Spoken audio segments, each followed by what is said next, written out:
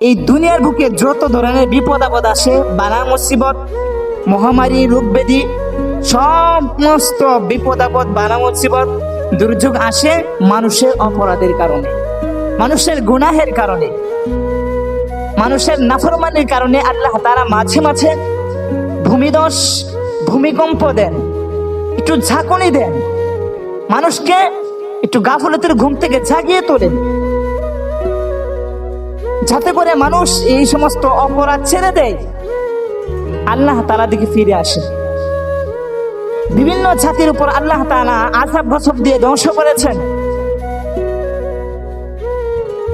আল্লাহ সুবহানাহু ওয়া তাআলা বিভিন্ন সময় বিভিন্ন ধরনের বিপদ আপদ দেন, বান্দাকে সতর্ক করেন, এই বান্দা তুমি সময় থাকতে ঠিক হয়ে যাও, অপরাধ ছেড়ে দাও, নিজেকে শুধরে ফেলো, সময় দিচ্ছে।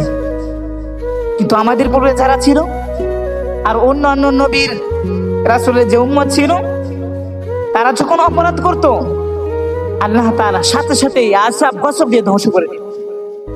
কিন্তু আল্লাহ তাআলা আমাদেরকে সাথে সাথে আযাব দিয়ে ধ্বংস করে দেন না।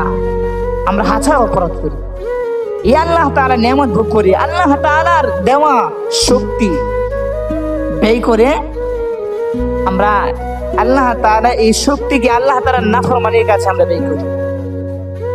আল্লাহ তাআলা চাইলে কিন্তু আমাকে সাথে সাথে আমার জবান বন্ধ করে দিতে পারে, আমার শক্তি সবকিছু ছিনিয়ে নিতে পারে, আমার ক্ষমতা, দাপট সবকিছু আল্লাহ তাআলা ইচ্ছা করলে তছনছ করে দিতে পারতেন, কিন্তু দেন না। কি কারণে দেন না জানেন? আমাদের নবী, পিয়ারা নবী, বিশ্ব নবী মুহাম্মদুর রাসূলুল্লাহ সাল্লাল্লাহু আলাইহি ওয়াসাল্লাম আল্লাহ তাআলার কাছে দোয়া করেছিলেন, ফরিয়াদ করেছিলেন, হে আল্লাহ, আমার গুনাহগার উম্মতকে গুনার কারণে, অপরাধের কারণে সাথে সাথে তুমি তাদেরকে ধ্বংস করে দিও না, তাদেরকে সুযোগ দিও, তারা যেন ফিরে আসতে পারে, এই সুযোগ তুমি দিও। এই জন্য আল্লাহ তাআলা আমাদেরকে শেষ করে দেন না, ধ্বংস করে দেন। আর না হয় আমরা যে অপরাধ করি, যে গুনাহ করি, প্রকাশ্যে অপ্রকাশ্যে, দিনে রাত্রে, যেগুলো মানুষ দেখলে আমাকে থুতু দিবে, আমাকে সি করবে, মানুষ আমাকে লাঞ্ছিত বঞ্চিত করবে, কিন্তু আল্লাহ তাআলা রাগ করে কোনোদিন আমার জবান বন্ধ করে দেন নাই, আল্লাহ তাআলা কোনোদিন আমার খাবার বন্ধ করে দেন নাই।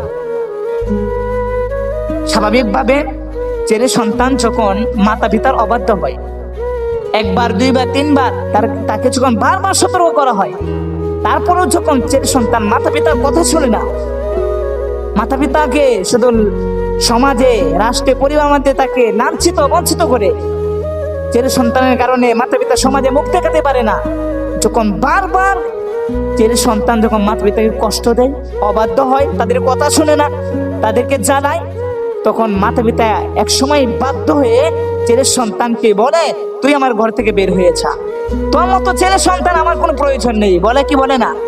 বলে।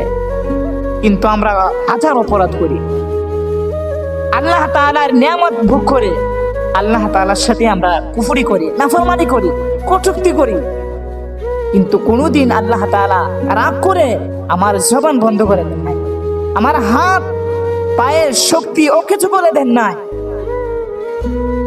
আল্লাহ কত দয়ালু, কত মেহেরবান। কেন? আমার নবী দোয়া করেছিলেন, হে আল্লাহ, আমার উম্মত, গুনাহগার উম্মতকে তুমি সমূলে ধ্বংস করে দিও না, তাদেরকে একটু সময় দিও, সুযোগ দিও, তারা যেন শুধরাতে পারে, তারা যেন নিজেদেরকে বদলাতে পারে, তারা যেন ফিরে আসতে পারে তোমার পথে, সেই সুযোগ তুমি দিও। এই জন্য আল্লাহ তাআলা আমাদেরকে ধ্বংস করেন। তো যাই হোক, আল্লাহ সুবহানাহু ওয়া তাআলা বলেন, এই দুনিয়াতে যত রকমের বিপদ আপদ আসে, এর কারণ একটাই, সেটা হলো মানুষের অপরাধ, গুনাহ। গুনার কারণে আল্লাহ তাআলা অনেক সময় ভূমিকম্প দেন, ভূমিধস, অতিবৃষ্টি, অনাবৃষ্টি, মহামারী সহ নানা রকমের রোগ ব্যাধি দেন। আল্লাহ তাআলা বান্দাকে সতর্ক করেন।